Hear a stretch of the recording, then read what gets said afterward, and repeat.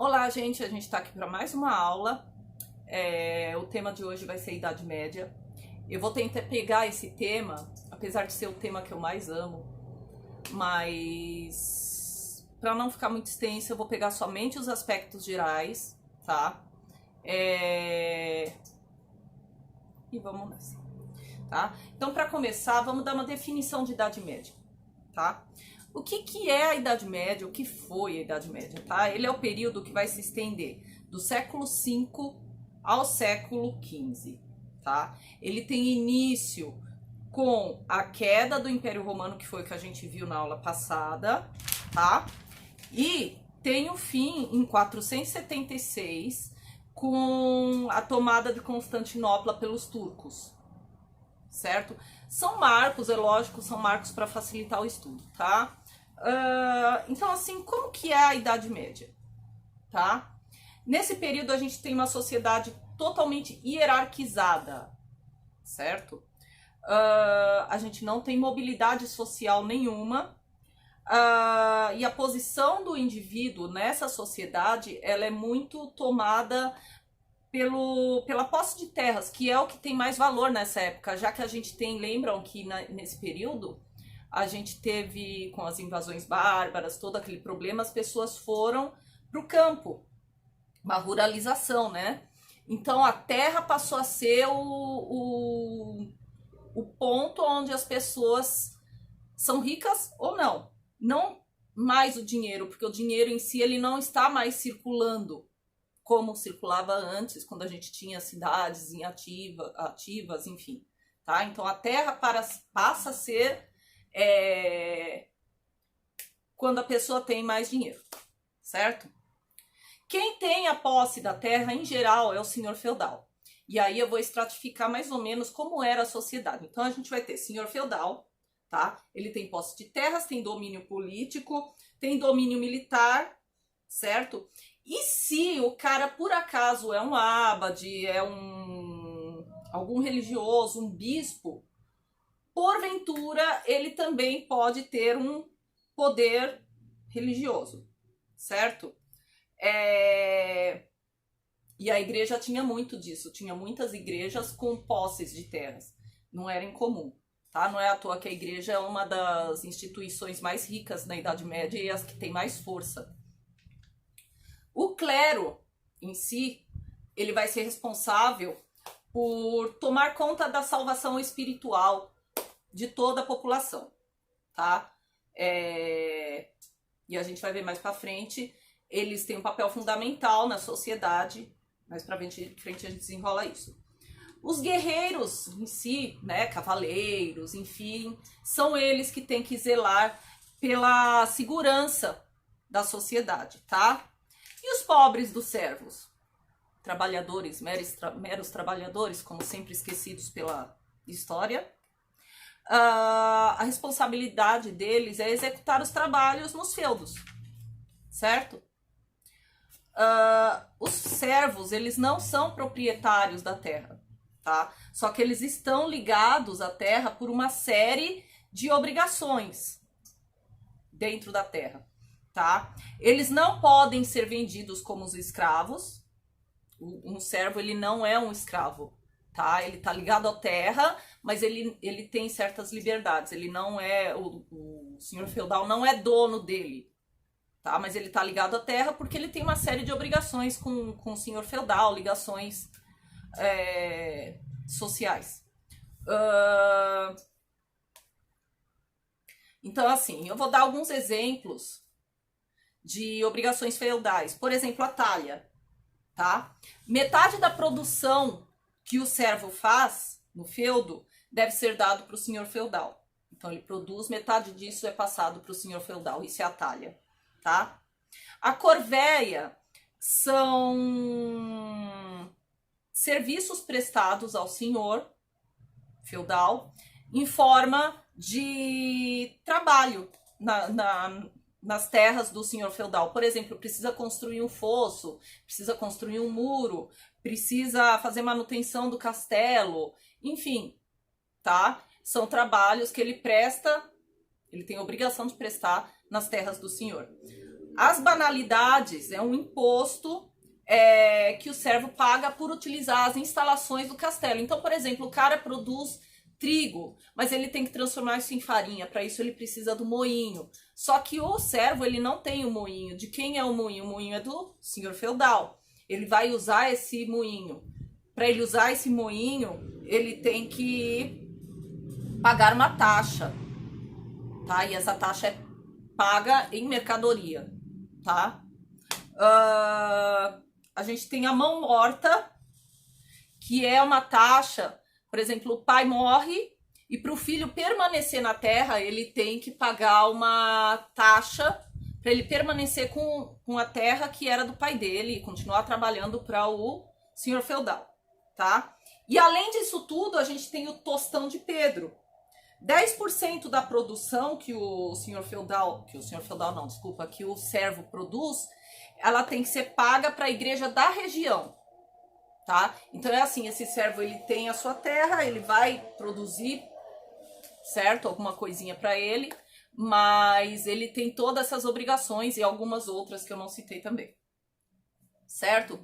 E ele não pode deixar a terra sem a liberação do senhor feudal. Isso não existe, tá?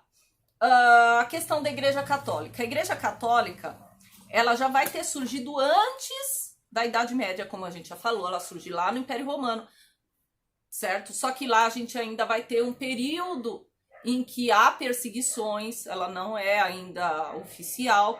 Ela se torna oficial só quando Constantino permite o culto cristão. A partir daí, ela começa a se consolidar como instituição mais poderosa da Idade Média, tá? Durante esse período, a boa parte da sociedade, eles acreditavam na existência de Deus e obedeciam, no caso, as leis divinas, principalmente os 10 mandamentos. Ela é uma sociedade, assim, que não tem questionamento científico ainda, sabe? Muita coisa, ela porque Deus quis, certo? Então, a autoridade da igreja vai manter essa sociedade em ordem. Por exemplo, não existe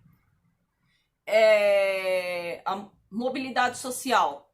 Até mesmo porque a igreja católica colocava assim, meu filho, você nasceu servo, você vai ser servo, você é servo porque Deus quis. Se você nasceu nobre, você é nobre porque Deus quis. Então, não tente romper essa norma em si, certo?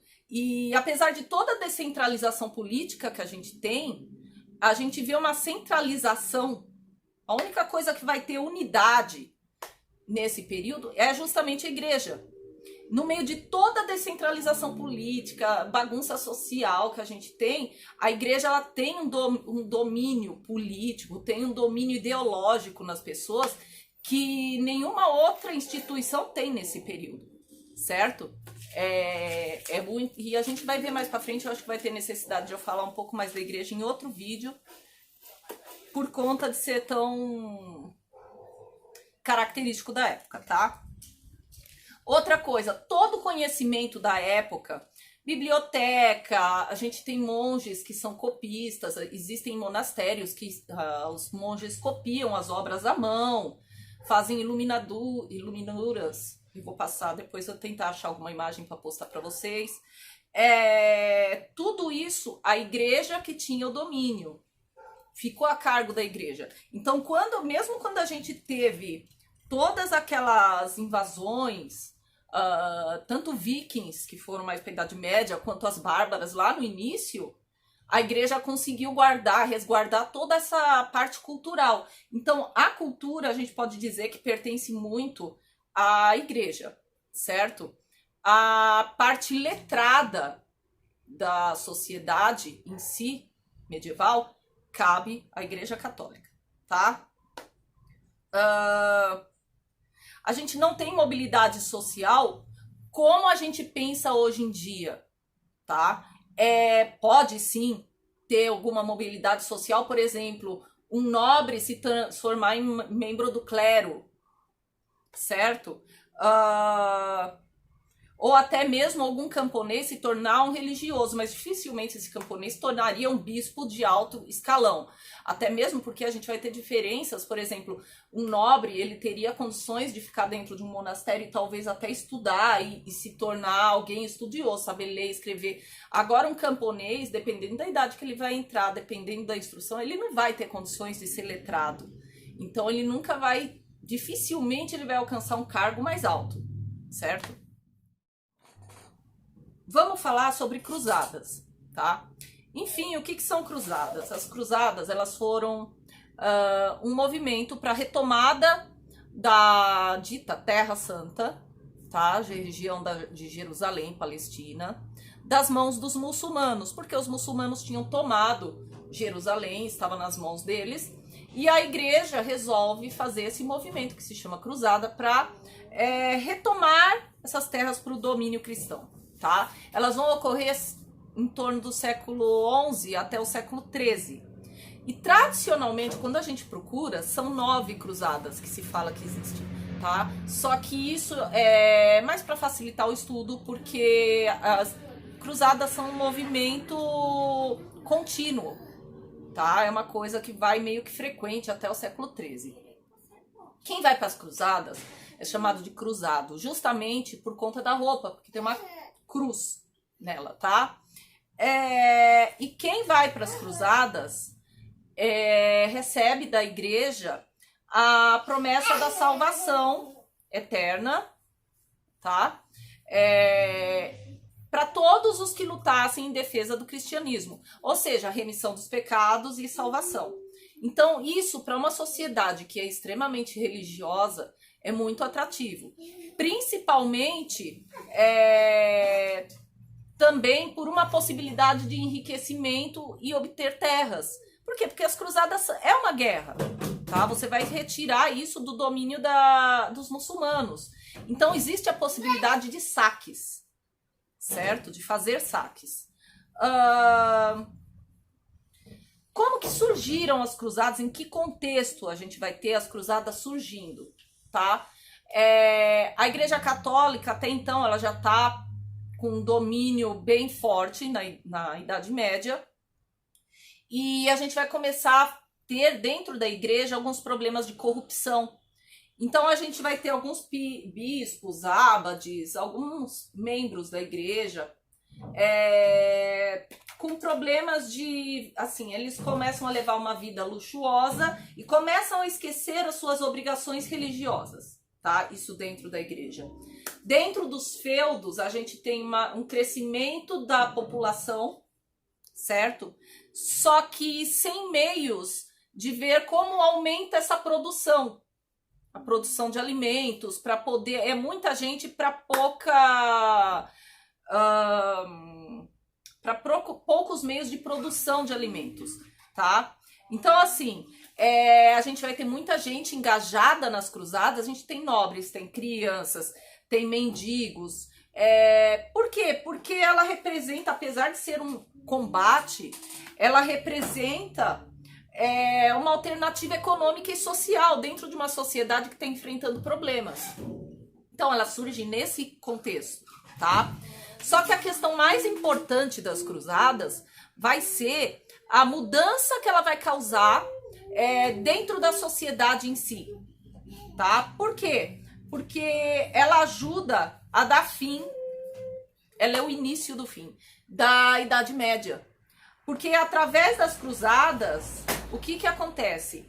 A sociedade feudal, a Idade Média, ela ficava sempre focada ali no seu mundinho, ela não tinha contatos exteriores com outros povos. As cruzadas, elas vão proporcionar, por terem que ir até o Oriente, elas proporcionam contato com outros povos, tá? Que de repente no Oriente esse comércio não foi extinto como na Europa foi.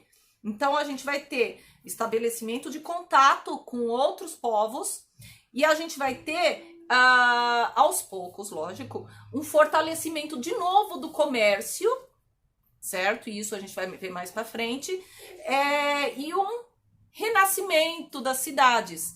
Isso vai ter essa contribuição das cruzadas para isso, para o surgimento de uma nova ordem social dentro da sociedade medieval. Então, assim, para facilitar o estudo de Idade Média, a gente costuma dividir a Idade Média em 2 períodos, tá? O primeiro período é a Alta Idade Média, que a gente fala que vai do século V ao século IX, tá? Século V, justamente, declínio do Império Romano. Então, quais são as características? Declínio do Império Romano, formação daqueles reinos bárbaros que a gente viu na...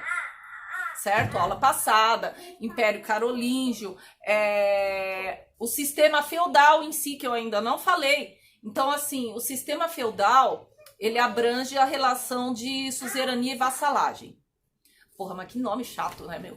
Quem é suzerano e quem é vassalo, tá? Suzerano é o cara que oferece as terras para você, certo? Em troca de proteção militar, certo? O vassalo é o cara que recebe as terras.